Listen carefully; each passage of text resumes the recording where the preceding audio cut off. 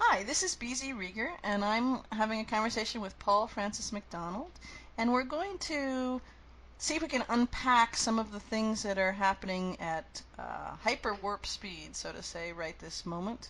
Hi, Paul. Hi, BZ. How are you? I'm great. I'm great. We're we're all flying fast.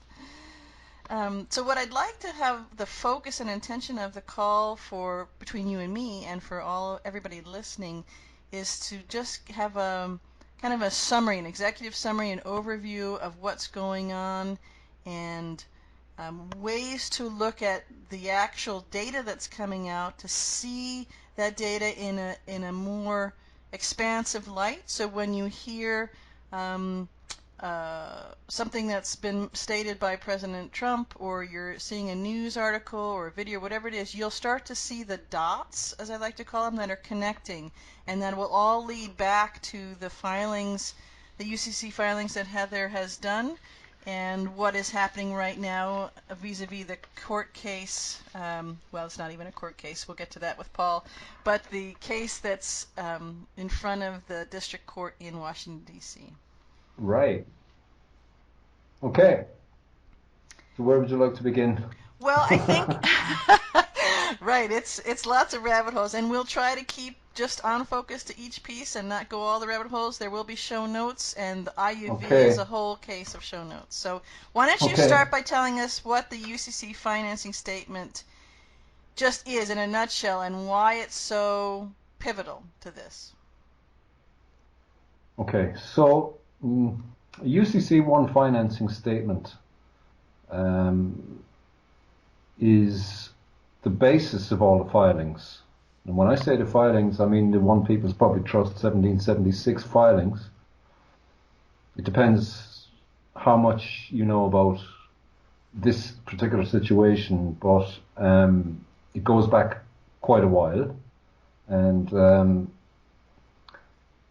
if you're new and you've just come to this subject and you've heard about Heather's arrest and so on and so forth, and your information is sketchy, uh, it's the word to use. The best word to use is context. The more context you have, the better you are able to see what's happening in the wider world, if you like. It doesn't really matter what country or what part of the world it is.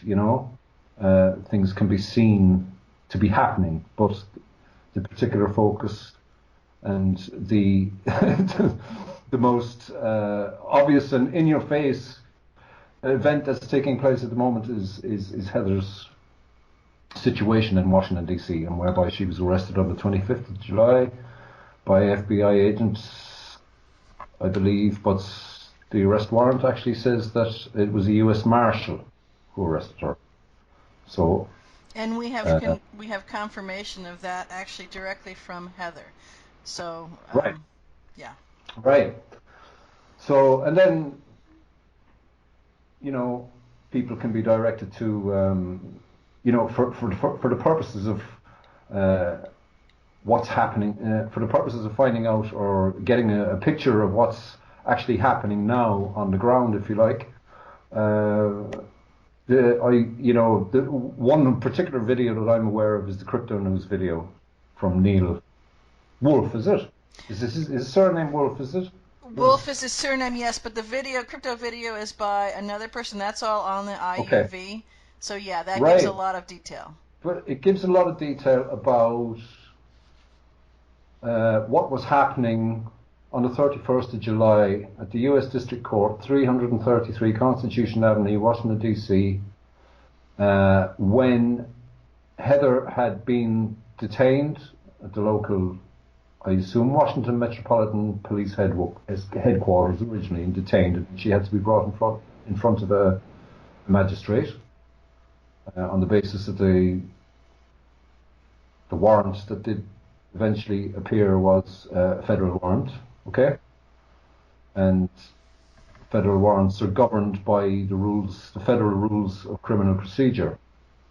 And you can look that up, and you can look up Rule 4, and you can look up Rule 9, and you can get a picture of what that arrest warrant is about, or at least how the rules which govern the issuance of the said warrant. Okay, so yeah.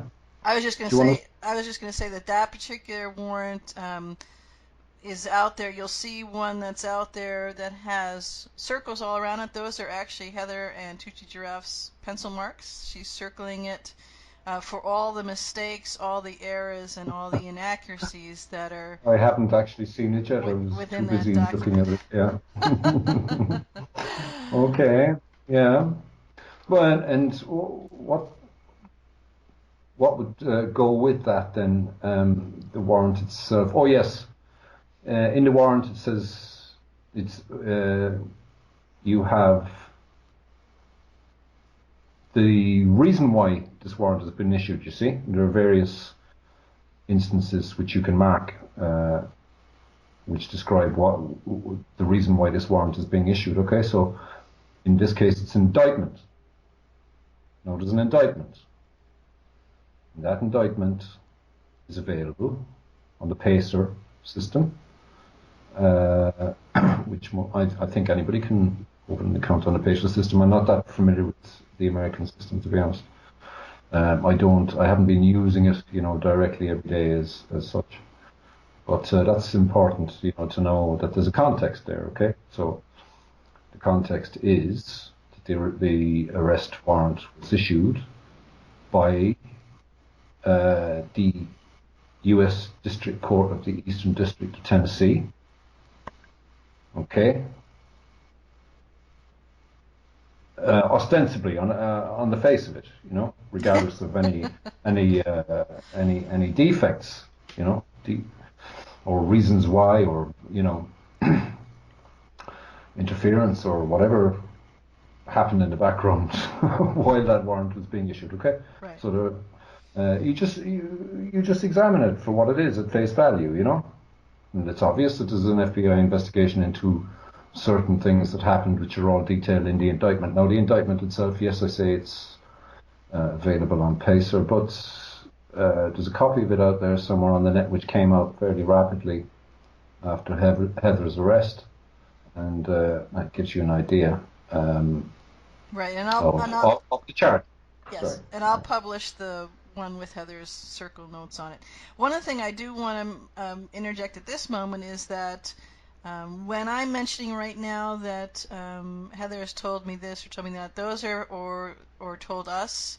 That's direct physical on the phone communications from Heather to either myself individually or myself with other groups of people or other people on her team. So just so that you know that, and the notes of those calls you'll also see in the current status post. One of the things, Paul, if you would interject in here the statement that Heather made that this is now being taking as a political case, and how that's changing not only the atmosphere of what's happening, but what people will see evolving right this minute. Right. Okay. I mean, let's take the phrase "political case." That could have a number of contexts. Okay. Well, context is a great word, and context is what Heather talks about. Context all the time. I mean, it's you have to have a context of what it is. Now, how she sees it as a political case, I haven't really had a chance to speak to her about that, so I can only speculate about really what that actually means, But there are elements that make it a political case, if you like. For example, I mean, the fact of the matter is that prior to the hearing on the 31st of July, she instructed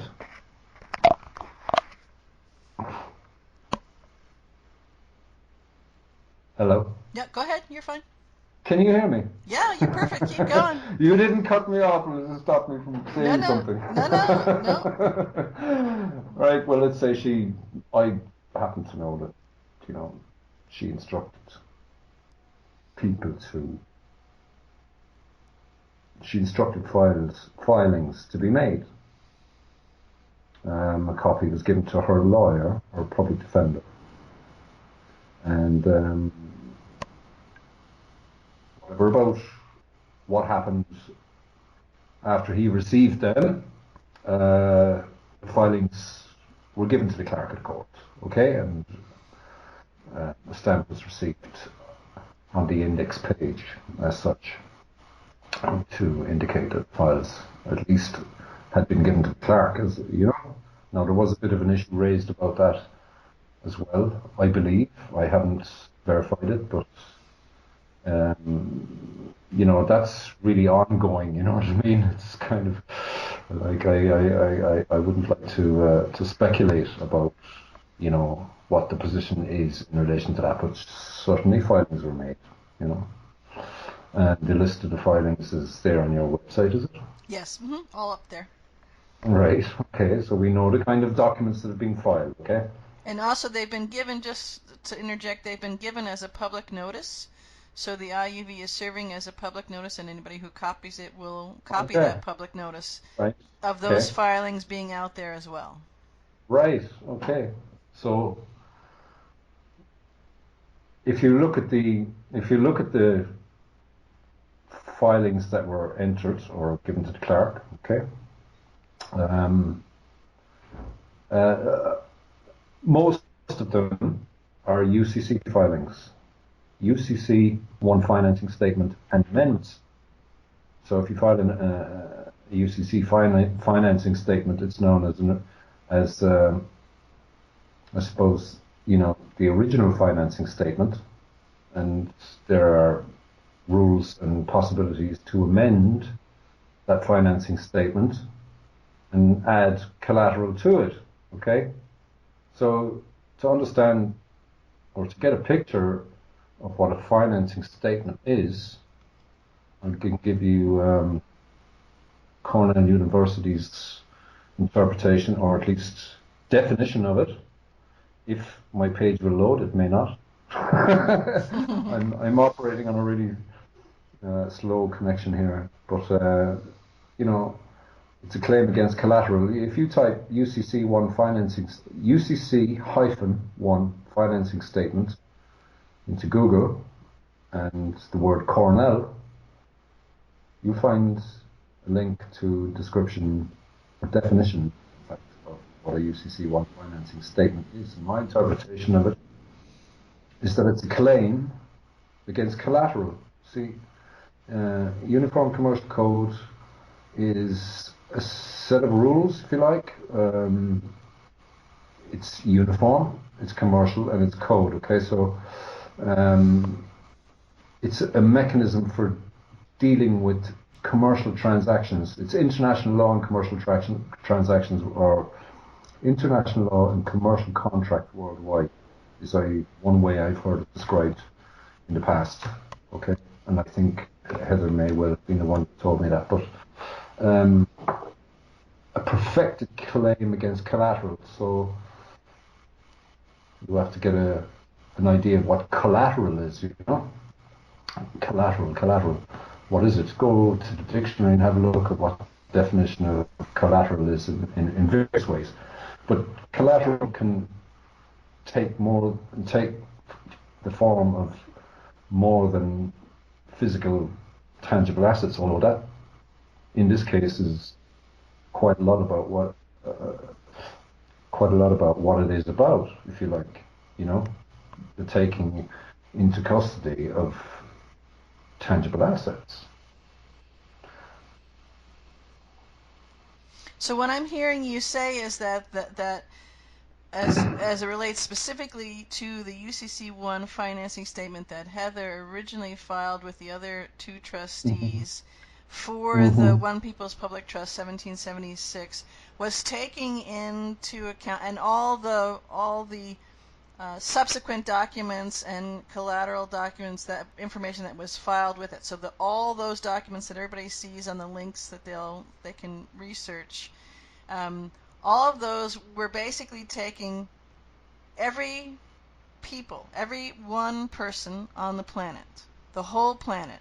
It doesn't matter where you live, where you were born, where you're residing. None of that matters. If you're on the planet and you're a human being, all of you were included in the filings, all of your value. So that would be your possessions, but also the value of you yourself, the human being, the live person, and the value that you're creating.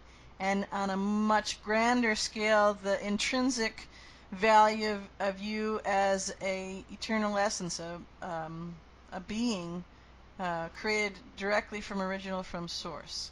Is that correct to say? Well, let me put it in a slightly different way, okay? Let's say that the entire human race, or human race, the physical beings, the living beings of the planet, over the course of a long, long period of time, had been made collateral. They had been turned into collateral through the use of commercial techniques, which had evolved over a long, long period of time. How far do you want to go back? Do you want to go back to the Minas Hay pirates of the Nile? Or it's like Babylonian. That's right. Money techniques. And as Heather has often said, that it isn't just, the UCC is not just on this planet. The UCC was not invented on this planet. It comes from, out in the universe. It's actually the universal. Well, yeah. I haven't looked into that. I mean, I have heard things said about that, but it strikes me that it's somewhat mathematical in nature, and mathematics is a big factor in how we discern how the world works, or how we have been used to,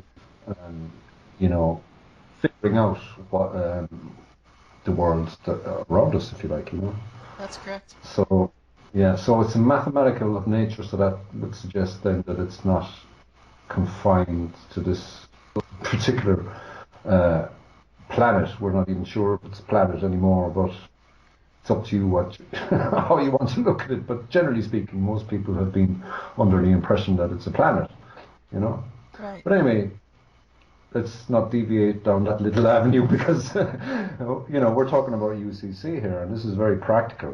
This is a very practical matter. I don't know if you've been able to get that link or find that link, because it's a very interesting way of. It's actually coming up for me here now, I think. Just to read it is quite fascinating, because it gives you an idea. Once you know what the definition of a UCC 1 financing statement is, it opens it up for you completely and gives you a context of what it is that had been done. And I just say this now because you were talking about the filings that the public trustees had done and how that all came into being. The first filing was made in the year 2000, 4th of May 2000, okay?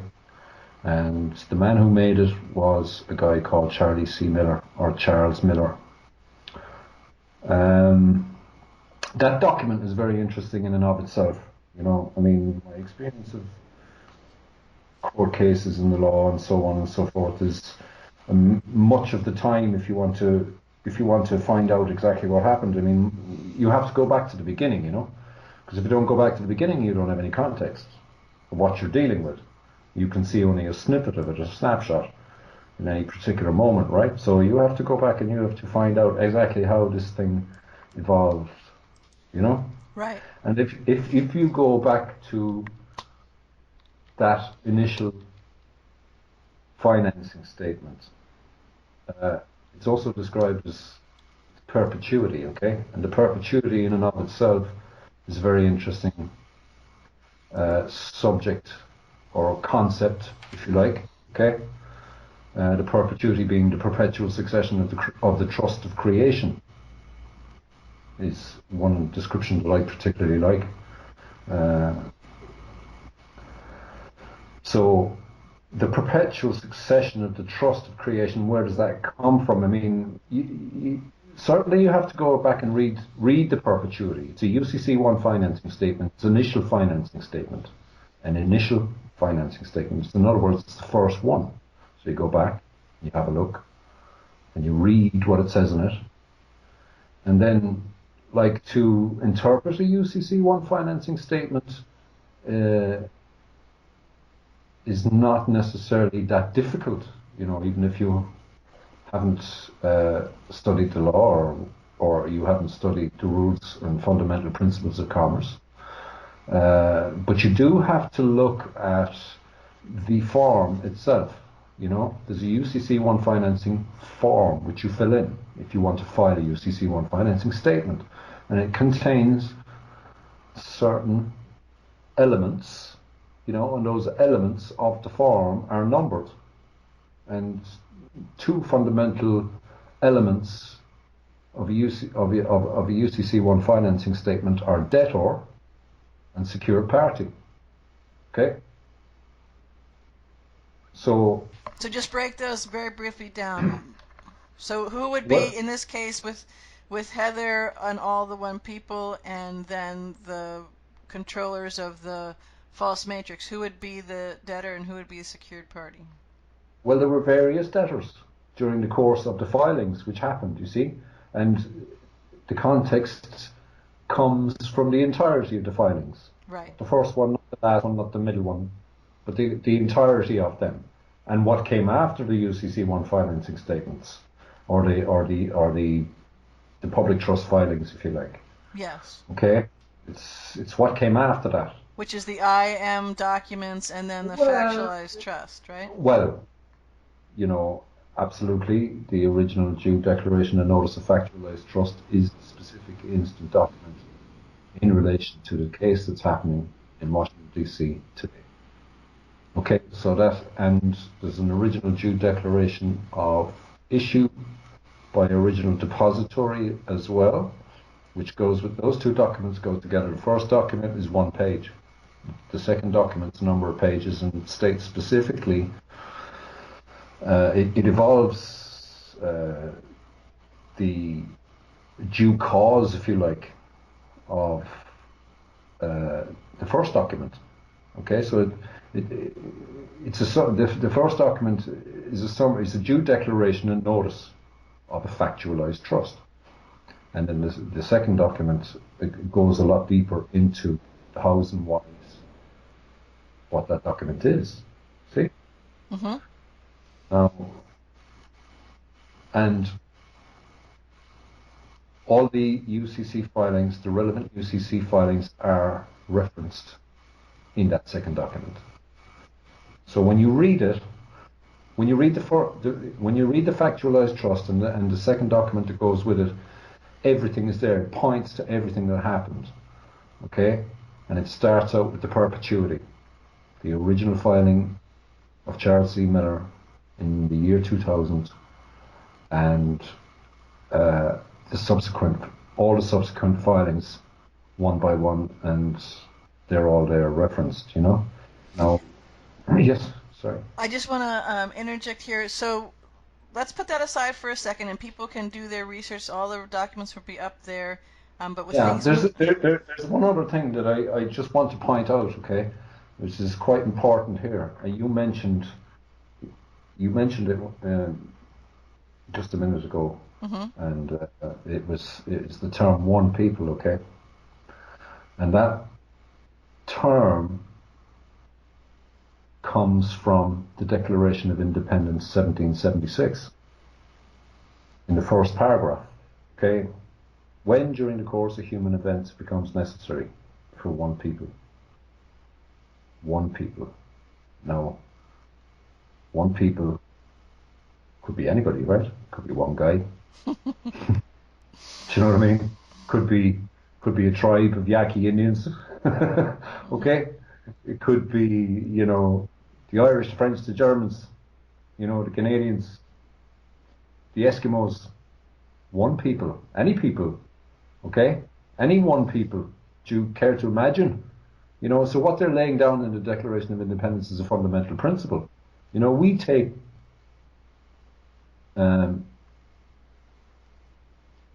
certain fundamental principles to be self-evident. That's what they're saying in the document. We observe the world around us, and this is what we see. Mm-hmm. Okay, these are fundamental, basic things. Okay, but one people, the context of one people, then to give it just a wider view is the idea that when the Declaration of Independence was signed and became known and was made available to other countries or other nations, if you like. Countries and nations, they're two different things. And at least, there's an element of that there. There's a subject which I haven't really studied very much. It's called the Law of Nations. It's quite interesting, the background is very interesting there.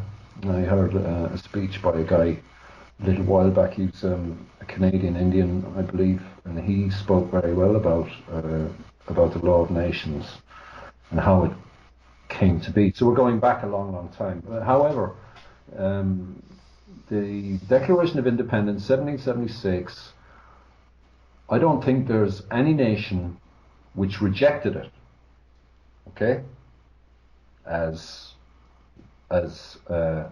unauthorized or void or nobody disputed it.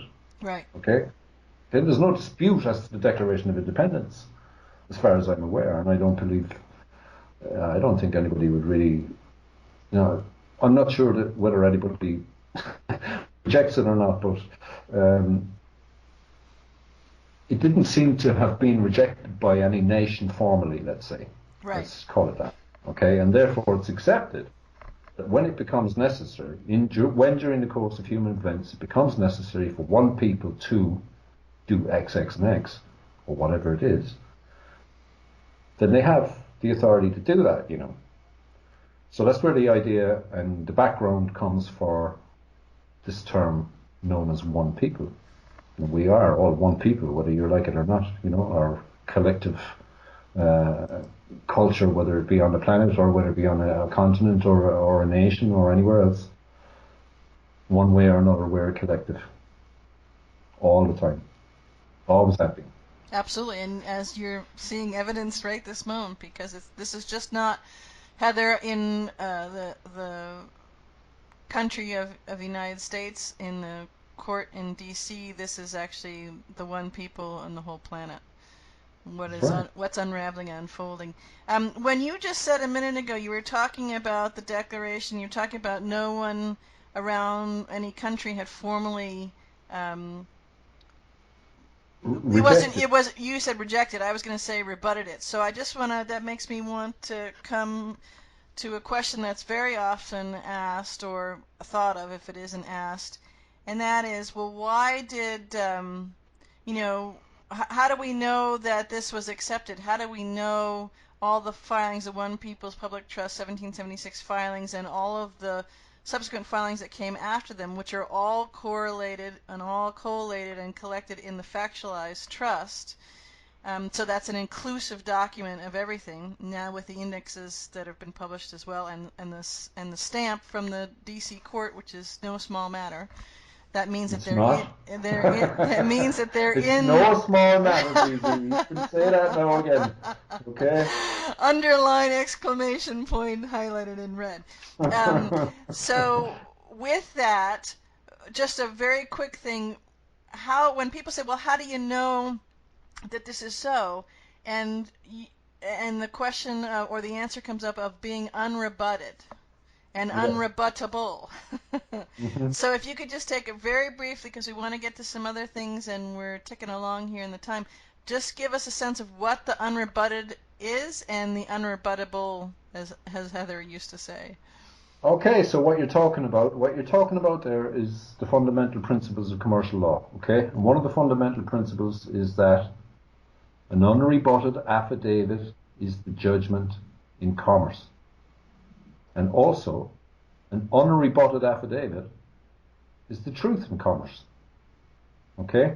So I'm going to stop you for a second. So what you're saying in just clear English for people whose head are going, oh my gosh, I don't understand this UCC stuff. If you put something forth and you file it in this area, and no one comes back and says this is wrong, or shows documentation how this is wrong, or files something else, or in any way, shape, or form, in a provable way, rebuts that. In other words, replies to what has been stated. If they're in the absence of anybody coming forth and saying you're full of it, Heather Ann Yeah. Giraffe, then in the Mm-hmm. absence of that, it is so, because their silence has actually been their rebuttal to claim that it's so. Is that fair to say? Yeah, well, the truth is unrebuttable. You know, commercial law is predicated on truth. Truth is a fundamental principle of commerce. And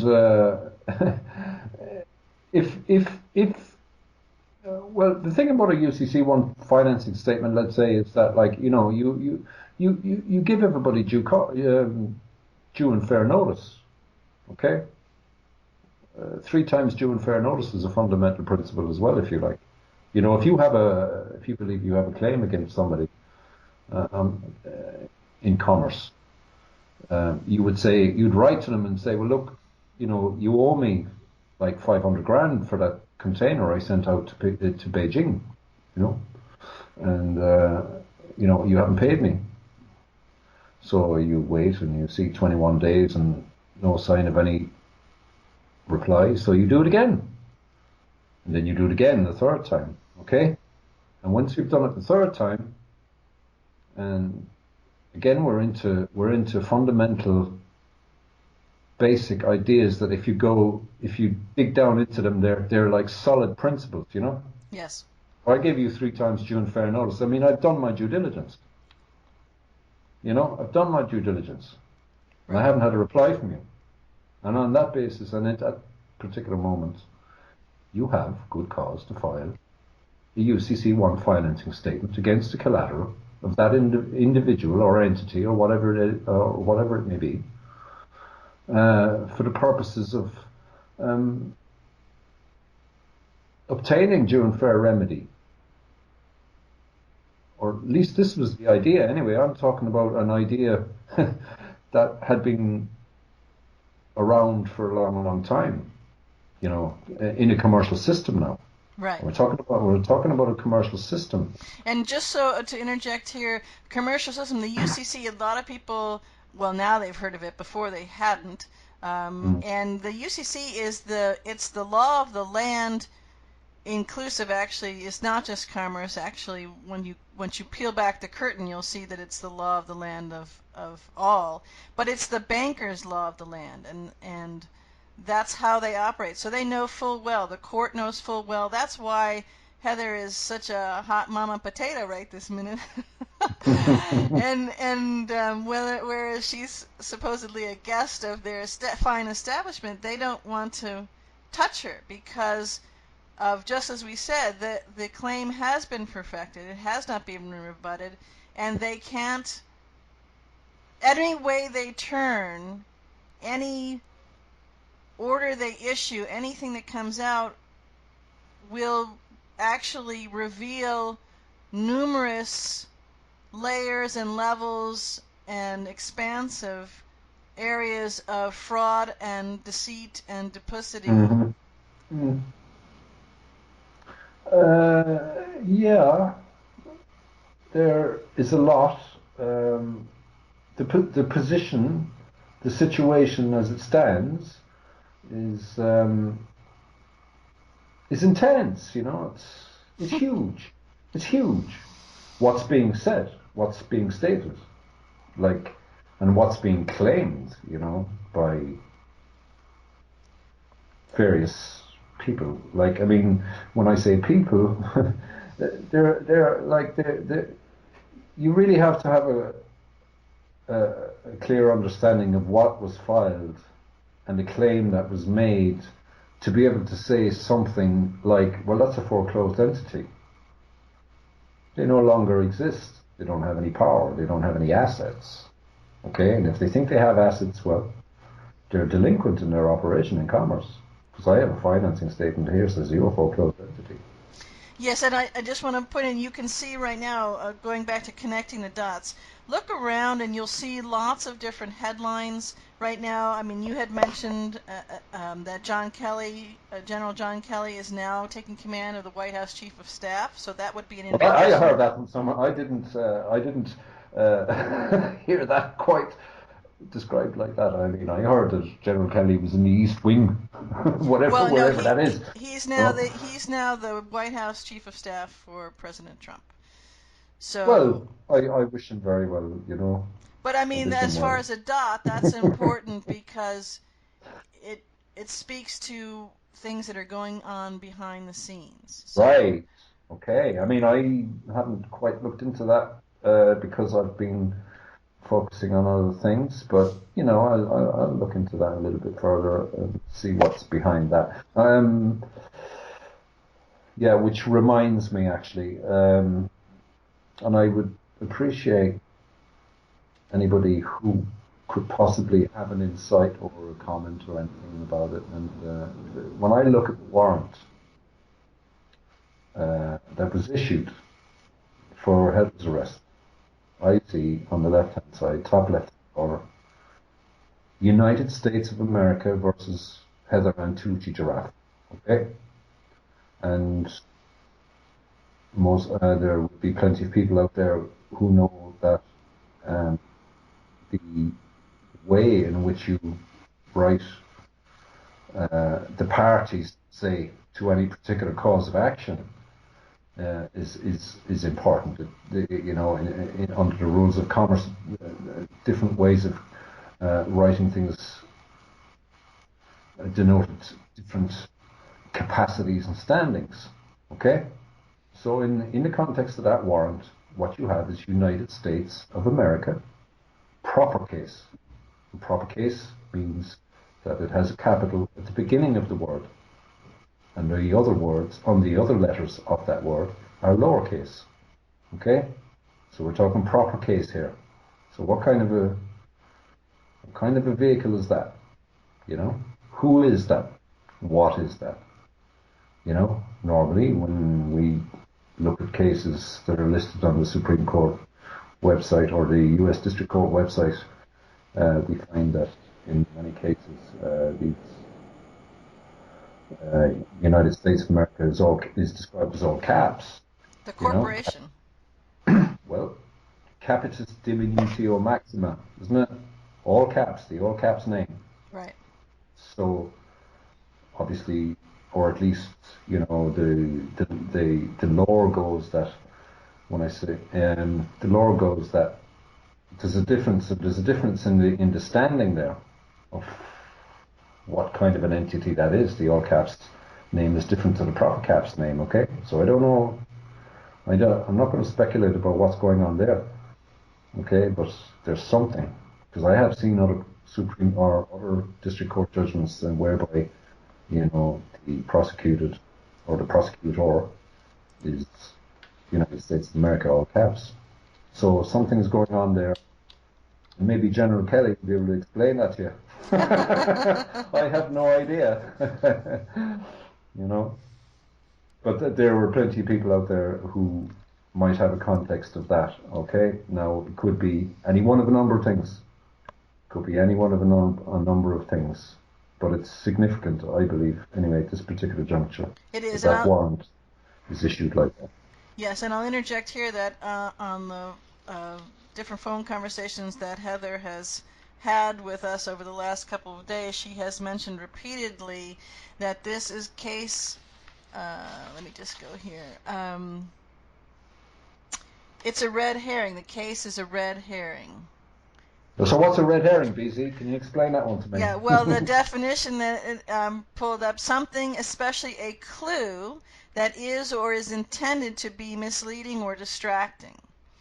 So Right. my sense, well, I have lots of senses on that, but my sense, given the context that I've had firsthand interface with, is that you're mentioning here and calling to attention here how the warrant is issued in the proper cap is actually a very important dot, and we'll leave it at that for you all to put into place and start to connect. Right. However, you have to take it in the context of the entire warrant, okay? Mm-hmm. And at the top of the warrant, you have what? U.S. District Court, Eastern District of Tennessee. Isn't that correct? Yes. And is that U.S. District Court written in all caps? I And don't. does it have dots after the U.S. and all that kind of thing? I haven't looked at it now for an hour or two. Let's see if we can dig it up here. You hear all the clicking. That's. We're clicking away like a mad thing. Oh, yeah. That's us clicking all the different files we have here for all of this. Right. Okay, here it is here now. Okay. United States District Court. Well, Yep. Go that's ahead. not proper. It's not proper case. It's not all caps. It seems to be all caps, but caps at the beginning of the words are larger caps than the caps in the rest of the word. So this is a whole new ball game altogether. I've never seen that before myself, but obviously it's it's common. That's how they do it, and that's the form they use, and so on and so forth. But it's interesting, You start looking at these things, you get an idea of kind of what's going on, or you can discern sometimes uh, certain statuses, if you like, of particular documents. But anyway, this is saying here, this warrant is saying that it has been, I'd say there's an extra stamp added here, a case number 117MJ531, assigned to Magistrate Judge Deborah A. Robinson. So that was probably added on to the warrant after it was received in court. That's correct. By the U.S. Marshal, who once he had approached the court then and gave it to the court, okay? Under a certain rule, under the Federal Rules of Criminal Procedure. And it also says it got a date assigned, okay? Date assigned. So he's effectively assigned it to the court, right? Under the Federal Rules of Criminal Procedure. It's got capacity. There's a rule there for that. And it says description, arrest warrant, Rule 40. Okay, so you have to look at, according to the U.S. District Court in Washington, D.C., this warrant is a warrant under Rule 40 of the Federal Rules of Criminal Procedure. Well, that is a slightly different warrant to a warrant issued under Rule 4. Okay? So there may have been some confusion, okay? And confusion, of course, is a psychotic condition, or at least that's what I'm told. I'm not an expert in anything, okay? I'm just a guy who, observes the world around me and makes conclusions about it, and opinions, and I don't really care what anybody else thinks of my opinion, But if it helps you and you can get a context of what's going on in relation to this particular case, anyway, well, I'm happy to help you. You know what I mean? Right. When I say help you, I'm happy for you to help yourself in taking my opinion and doing what you like with it. There you go. That's correct context for that statement, Paul. And you'll notice too, I'll publish up the one that's the actual. It's a copy of the original one that Heather in her DC detention housing circled the different parts interesting on the warrant and notice the corrections. In the upper right hand corner, Mr. Parker still shows up in there. Yeah. and there's other points. But let's move on to where we are right this moment as far as things unfolding. Why is we talked about unrebutted on the UCC filings. We talked about the totality of the documents, and the big thing was that these have been filed within the United States District Court in Washington D.C. and the newest information from Heather via phone conversation was that the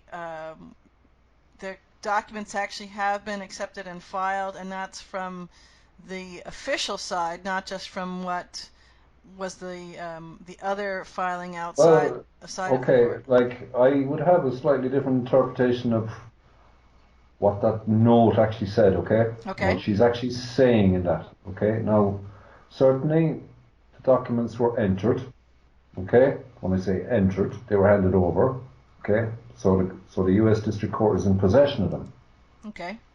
okay?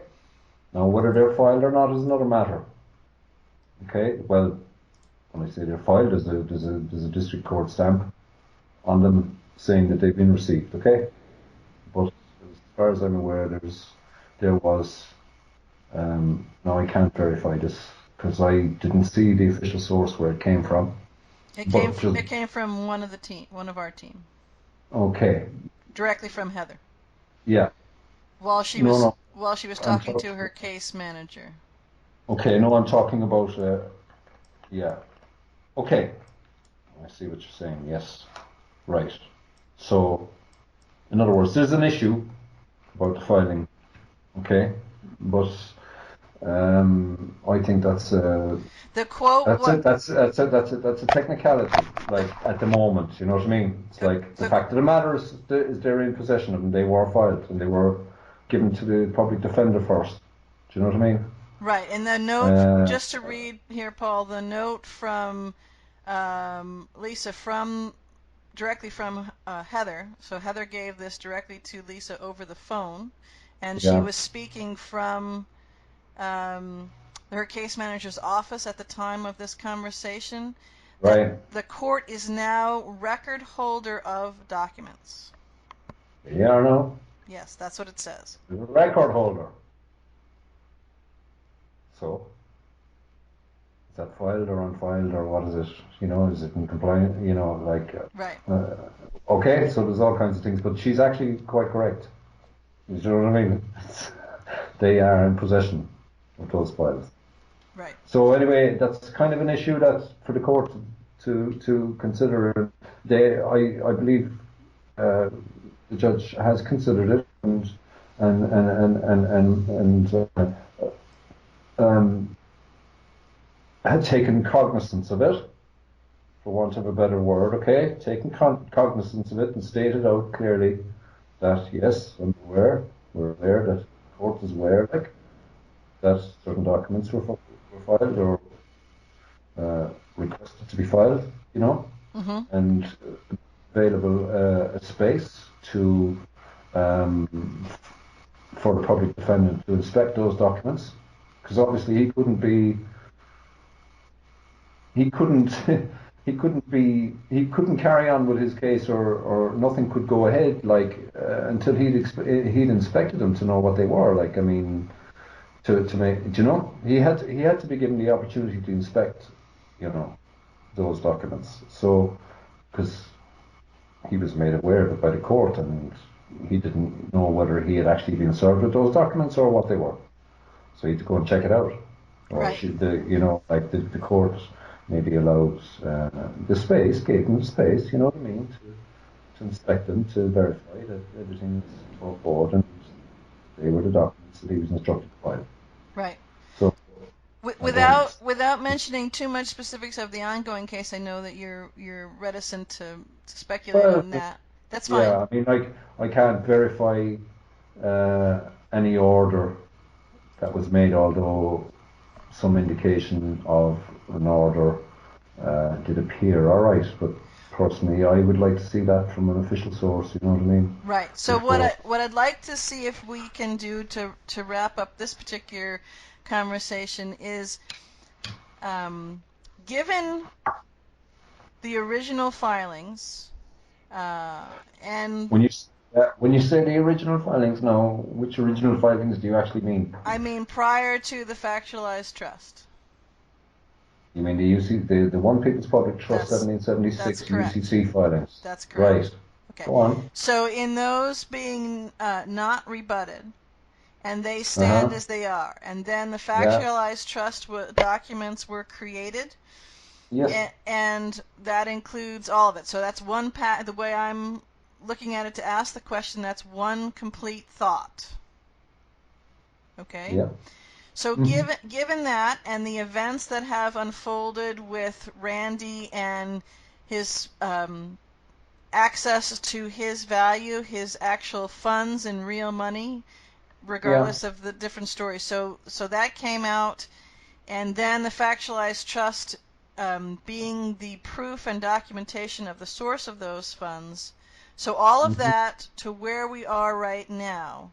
If you can Hmm. just give a very brief snapshot of what does that actually mean for where Heather is with the position. So normally if you get arrested, they ask you who you are, they ask you all of their legal terms, which actually is getting you to contract, all that. Heather has not done any of that, which is why it's been postponed these different times, and there actually hasn't been any quote-unquote meat of what's going on, and they have not Yeah. shipped her off to Tennessee. Right. So if you could Okay. just give a brief summary of why? What is the power that Heather holds in her filed documents that the judge is aware of that has stopped all of that from happening Well, so far? whatever about what the judge is aware of, I wouldn't like to speculate on that because that's for her to say at the appropriate moment, you know.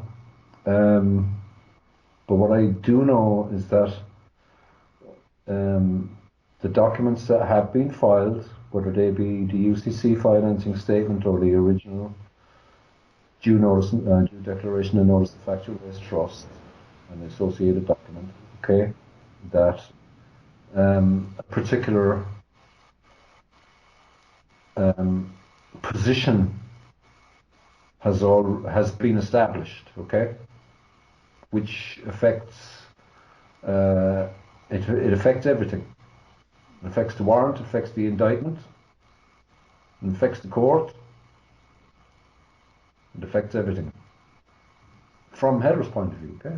Mm-hmm. So I'm only saying that, you know, that's from my.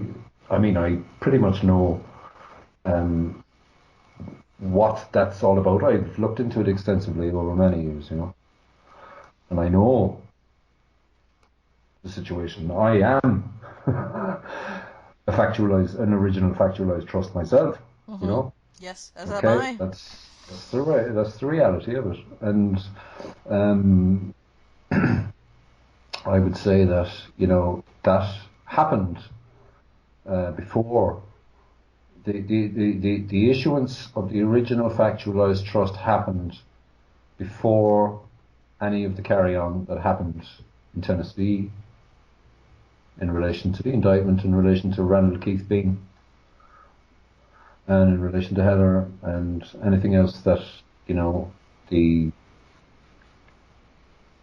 authorities are looking into or were looking into. You know, you know, what we know is the story as published. Okay, so Mm-hmm. we look at the published document. We gather a certain amount of information from that. You sort it then into what can be verified and what's like not quite obvious, maybe.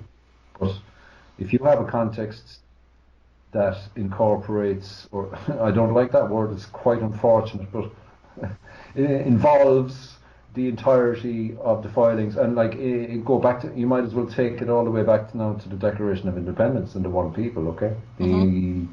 that what I was pointing out about the one people in the Declaration of Independence 1776.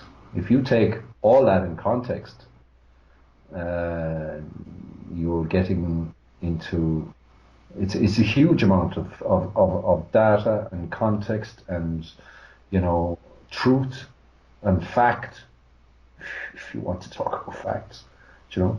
Yes. So there's like, and I, do sympathize with people who come along and they look at something and they see a certain series of facts and they make assumptions and presumptions based on those facts when they don't have a context, and you maybe the context was tried to be explained to them, but they said, ah, yeah, sure, yeah.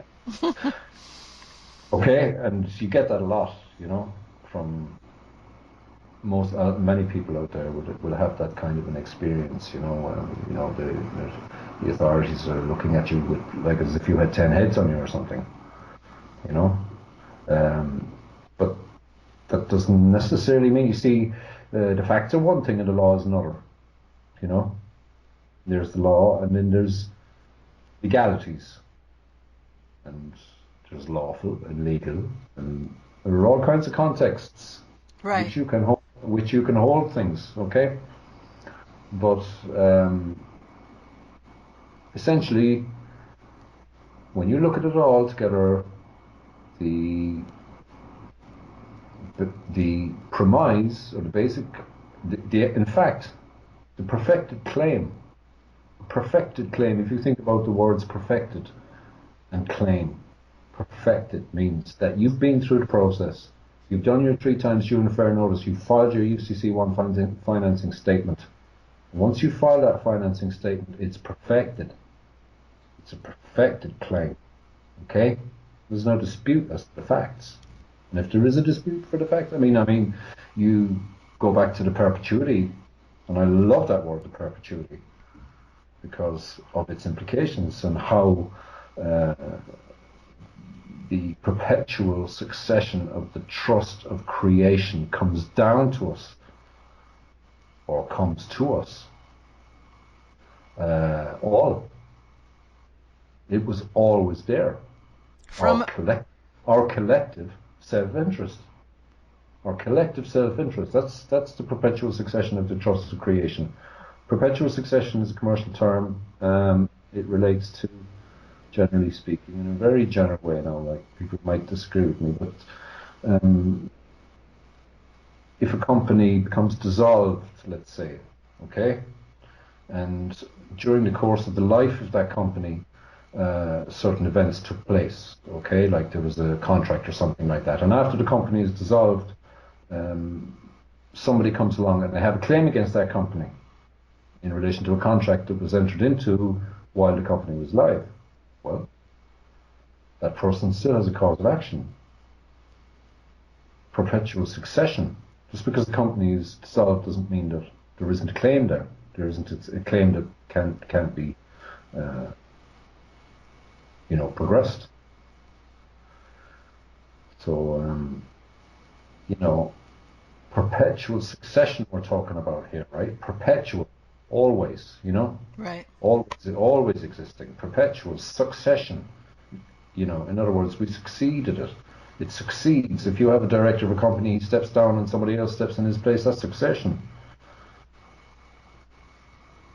In a way.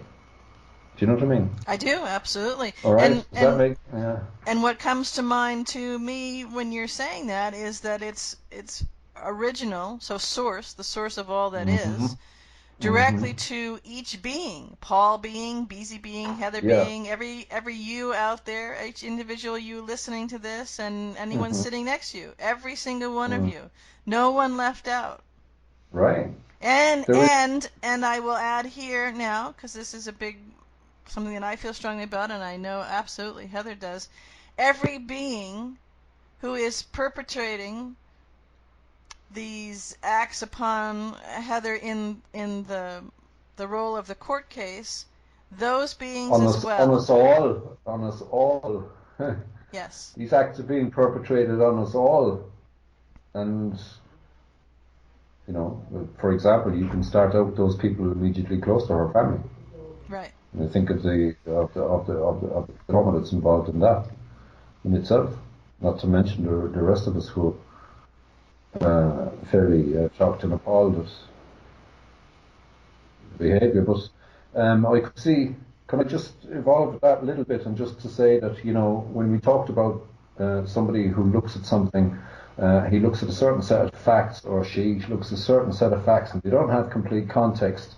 They have a set of rules by which they must comply. Okay, and they have to do certain things. They have to do their job, so to speak. Okay. Yes. I don't. I'm very slow to vilify such people. Like if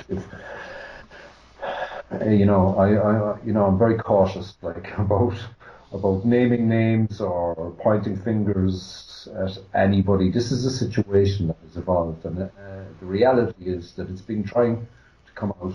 The truth of this has been trying to come out for a very long time, and now the thing. I had a friend, and I will name him, James J. Bailey, who I was involved with. For quite a while, and we involved in the court case in Ireland. But one of the things that he used to say to me was that truth is indestructible. Truth is indestructible. Of course, it's almost, in a way, it's like a mathematical certainty, right? Yes. Without truth, what have we got?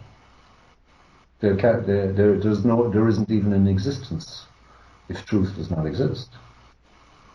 There are some very deep subjects that you can go into and look into, But for our purposes, the situation is as it is, and there is an almighty context there. An almighty context. And there are people who know what that context is. On a very, very deep level. And I'm talking about bank, trade and finance, if you like. Absolutely. At the end of the day, this boils down to banking. Well, that's what owns the mechanism for owning and ruling the world.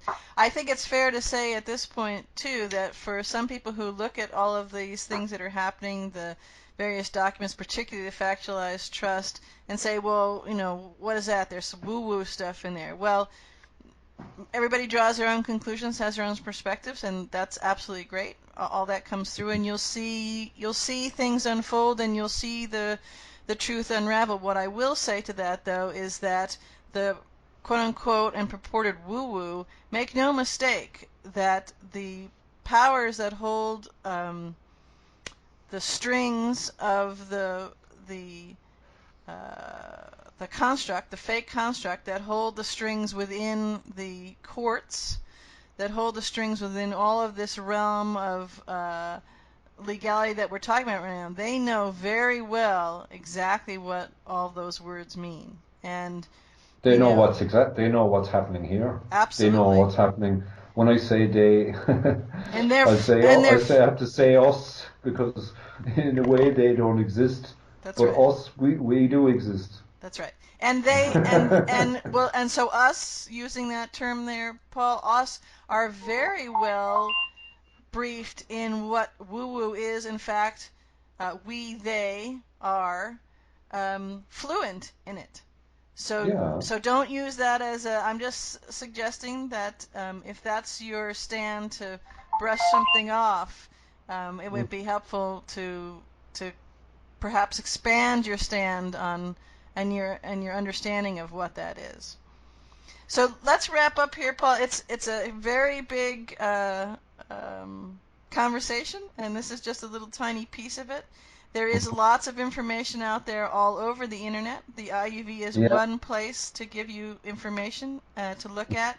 And I think it's important for people to tune into the best expert that they have, which is themselves, to tune into their own discernment, their own resonance meter, and feel into, not just using your head brain but the heart brain, feel into what actually is going on and connect the dots. When you see things like Trump giving a speech and a quote in the very short speech just yesterday, August 1st, that prosperity is coming perhaps like we have never seen before.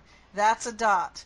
When you see a headline, and some of these that I'm referring to are all on the IUV, when you see a headline, Money Magazine just published the IMF to launch new form of aid with no money. That's a dot that relates to the IMF and the Bank of International Settlements being foreclosed on. They have no money, so they have to come up with a new form of aid that doesn't have money.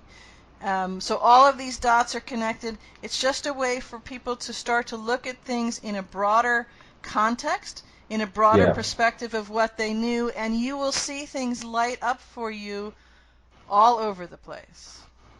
that's right. And I think there are probably quite a number of people out there who are aware of the UCC one filing, or at least the UCC filings, and obviously are aware of Heather and who she is, okay, or at least what what's what she's been involved in, let's say, and they might have even seen the documents and looked through them and said, I don't have the faintest idea what this is all about.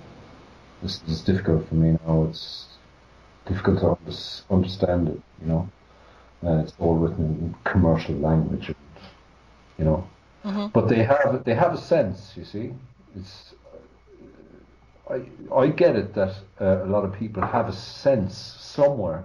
They have something that's telling them that there's something here now, and you only have to read the documents, and it does have an effect on you, like, even if you don't know anything about commercial law or UCC or UCC, Uniform Commercial Code in particular. Okay, you just read the words and listen to the words, and you get a sense of what's actually happening here. Even if you don't know what a secure party is or what a debtor is.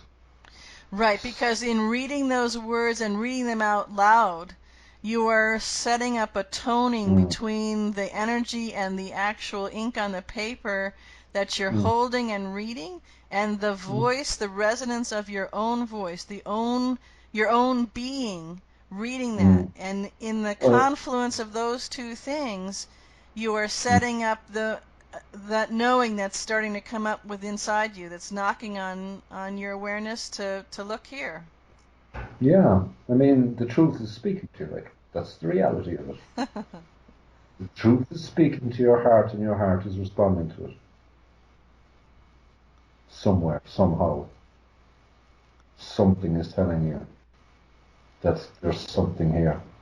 And of course, most people, at least many people in the Western world, if you like, are aware of an excruciating situation in terms of finances and how the system as it has evolved has reduced oneself to a state of something lesser than what you could possibly be, restrictive in nature. Absolutely. You know, and like we call a spade, and it's written in the documents in big black letters like slavery systems. Okay? Slavery systems, former and alleged slavery systems that exist now, or at least they used to exist, they still think they exist, but that's not the case. I mean, you're not a slave anymore. Right, it's Since time to have that awareness. 2013. Nobody but nobody has a claim against you if you're a living being. Nobody.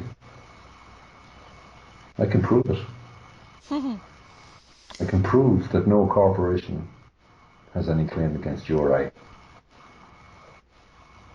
And I think that question is going to have to be answered now. The United States District Court But that's not for me to say how that argument is going to evolve or be argued, let's say. The fact of the matter is, I mean, there's no doubt about the fact that the documents have been submitted. Those particular documents that are listed in the annex, the index of the annexes, they were given to the clerk with the intention that they be filed. That was the intention, that was the specific will of Heather and Tucci Giraffe. Reference name, Heather and Tucci Giraffe. Proper case. Do you know what I mean? Yes. So anyway, but that's an issue that it's not for me to decide who is going to argue what in relation to that.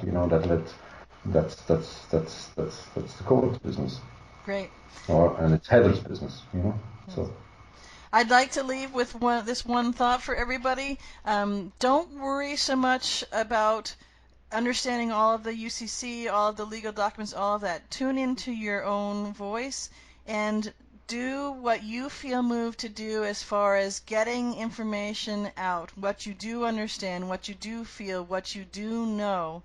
And now is the time to understand within yourself that you are a creator being, you are an original being, a live human being, not a slave, none of those things.